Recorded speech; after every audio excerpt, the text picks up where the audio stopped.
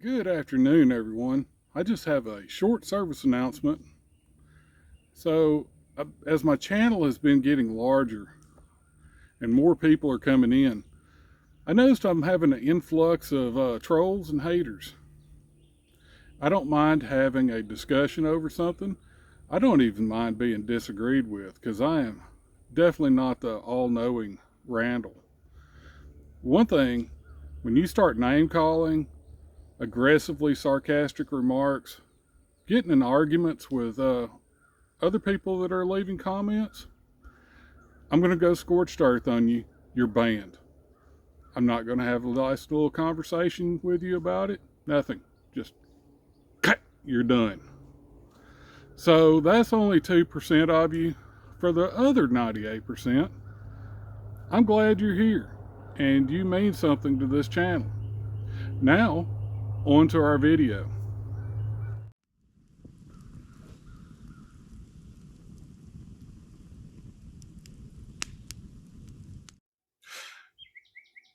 Good afternoon, everyone. Welcome back to Randall's Little Adventures, and I'm Randall. So today we're going to revisit the Get Home bag. And the reason why we're going to revisit it, it is spring. Back into shorts here in Texas. It's almost 90 degrees. Ridiculous. Absolutely ridiculous. But as you could tell by the name of this video, will your Get Home bag, bug out bag, your inch bag, they're setting you up to fail if you don't do some maintenance on these bags. And I'm going to go forth and explain that. So this bag, my little Get Home bag, it's been riding around with me for months and months. I did a video when I put this bag together, but the contents out of this bag came from my last Get Home bag. And some of that will definitely pose you a problem. And I'm going to open it up here and we're going to explain a little bit.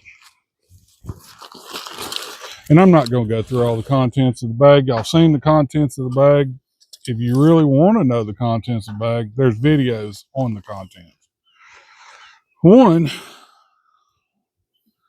is this smart water bottle. This bottle's been riding around with me. It's spent summer in the truck. It's spent winter in the truck. And the problem is after a certain period of time, the tasty chemicals that this bottle is made out of will start leaching into your water. Now, I realize that you might take care of this with a filter, but really, you need to change it out. It's not good for you. I know some people use other different type of water bottles. You might use a canteen. Get your canteen out, rinse it out thoroughly, and refill it. We need to do this with the changing of the seasons. The next thing, and this one's biggie. So I carry in my bag these Metrix bars. These are excellent, excellent bars. They fill you up. They're super dense. But I pulled my old Metrix bars out, and these are new ones, but I pulled the old ones out. And even the packages just look terrible, absolutely terrible. They're all crumpled up. They've probably been melted 57 times. This is my food. What's in your pack? I mean, and it's not just bars. It could be an MRE. It could be Mountain House. It could be all kinds of different food items that you have in your bag. And I know they say that they're good till whenever. They might be good for 5 years from now. But the problem is, after you've cooked them, after you've froze them, after you've cooked them, and you just keep doing that, and they're sitting in your vehicle, you could literally poison yourself with the food that's in your bag. That is definitely not going to help your survivability if you're actually trying to get back home or bug out location. Also, you need to think about what's in your bag. I've been doing this a long time.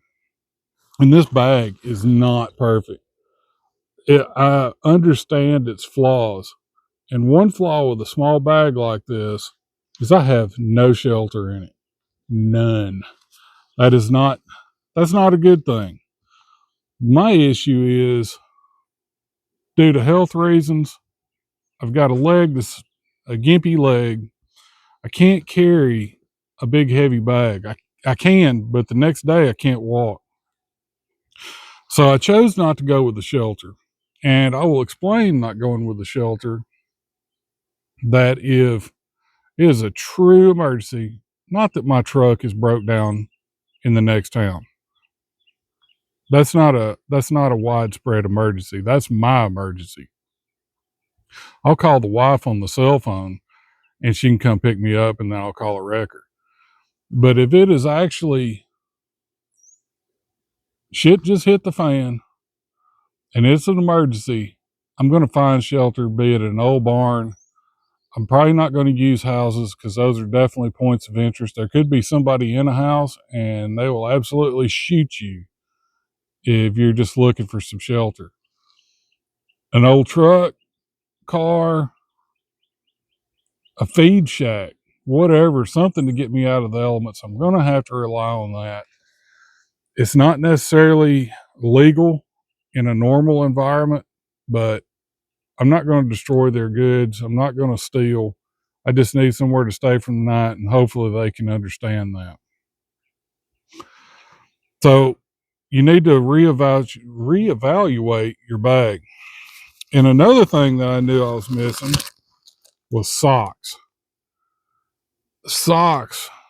If your feet break down, you're broke down. You're not going to walk another 10 feet if your feet are being eat off you right out of your shoes because you have wet feet.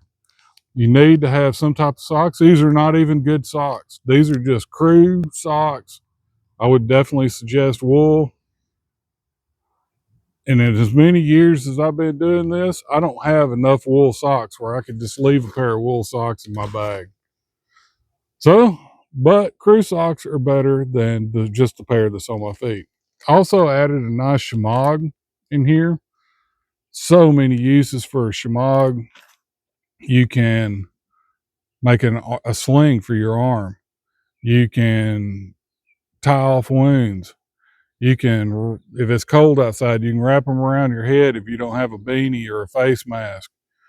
Just so many awesome uses. I mean, literally, if I'm out like this and it gets a little chilly at night, I'm not above. I'll wear it like a shawl. Anything to help me keep warm. I could use it for a pillow. There's the only limitation to a shemagh is basically your imagination. Also, my bag was getting a little small. I just tied another bandana right here to the side. And I like wearing bandanas around my neck if it's cool outside. You can also wet them, put them around your neck, and use a evaporative cooling to help keep all the blood goes right through your neck. So that's going to help keep you cool.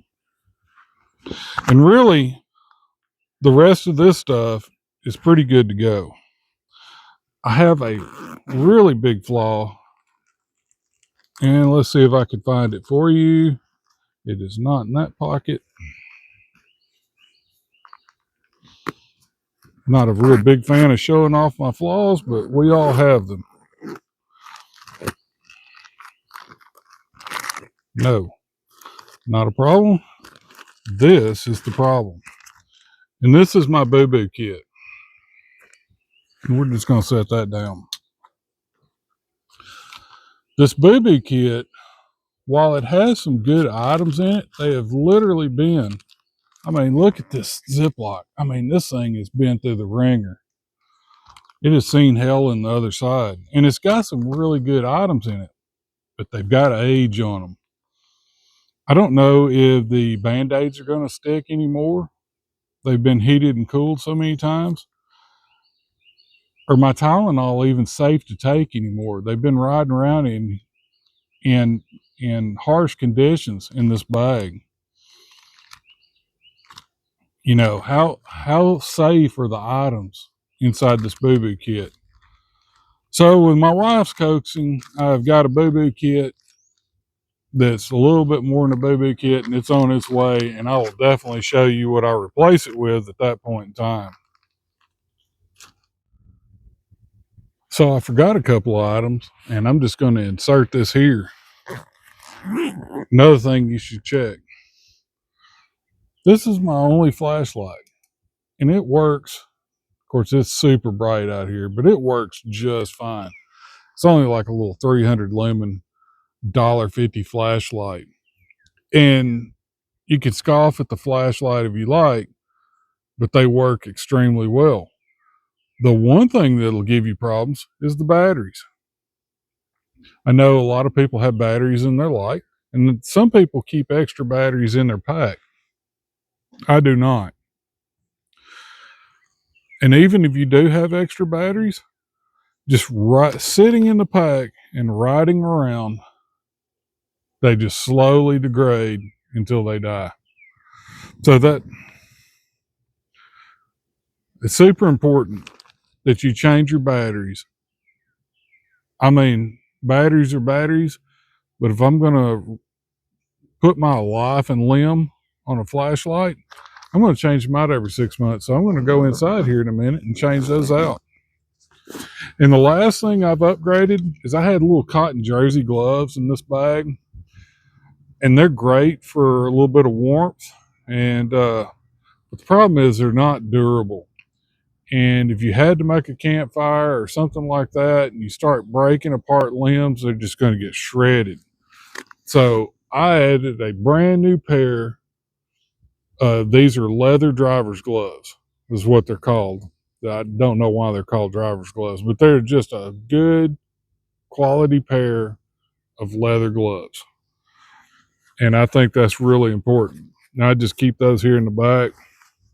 And if it did get cold, you could still use them for some warmth, but they're really not meant for that. Main thing is, especially if you're walking across country, rough country, you want to put on a pair of gloves, no matter if it's cold or not. Because if you trip, the first thing you do is put your hand out to catch yourself. You start ripping yourself apart with vines or rocks or tree bark or what have you, all the insects are out. Go away. If you start ripping yourself apart, you're going to start having issues. There's my insert. This, you, you just can't exist without this stuff. And you don't want to hurt yourself with the items that you're carrying just because you've neglected them. So I would like to ask you, when's the last time you have been through your get home bag / bug out bag / inch bag, or even just your car carry around? Some people just carry a box in their truck, car, or other to help them out if there is an event. When's the last time you've been through that box? If it's been over 6 months, you might want to reevaluate your bag.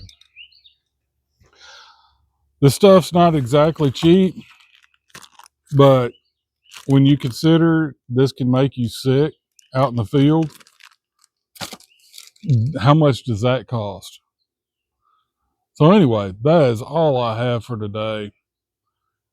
I just think it's super important, and I would like to know what your thoughts are. Put down there, and don't lie. Be realistic. Don't lie to yourself. When's the last time you've gone through all your stuff? Are you missing things? I'm missing a sleep system. I'm missing shelter. I don't like it. I don't like it even a little bit. And it's a big problem for me. But I'm also fighting with weight versus, who is that?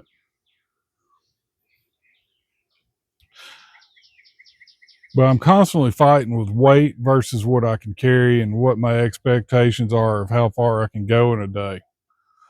So, what are your expectations of your kit?